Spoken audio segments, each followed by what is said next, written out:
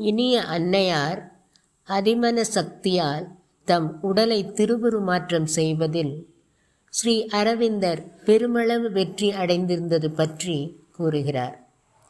இது பற்றி சாதாரண மனிதர்களின் சிறிய மனதால் அறிய முடியாது. ஏதேனும் அனுபவத்தை பெற்றிருந்தால் அன்றி எவராலும் அது எவ்வாறு என புரிந்து கொள்ள முடியாது. அவர் தன் உடலில் அதிமன பேராற்றலை போதுமான அளவு திரட்டி வைத்திருந்தார். அது ஒரு ஈடு இணையற்ற பணி. அவர் தன் உடலை நீத்த பொழுது அவருடைய உடல் ஏறக்குறைய 5 நாட்களுக்கு ஒளி வீசியபடி இருந்தது. அவரது அதிமன சக்தி அனைத்தையும் என்னுள் செலுத்திவிட்ட போதிலும் அவர் உடல் பூரணமாக ஒளிர்ந்தது. அந்த கணம் கடைசி சில நிமிடங்கள் நான் அவருடைய படுக்கைக்கு அருகில் நின்று கொண்டிருந்தேன்.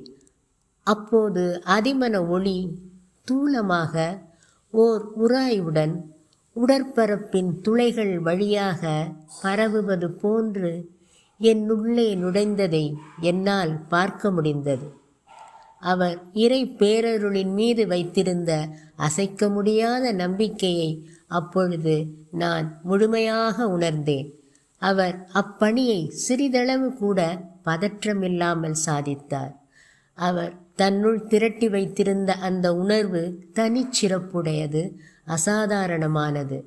அவர் பலதரப்பட்ட இதுவரை அறியப்படாத சித்திகளின் துணையால் அந்நிலையை எட்டியிருந்தார்.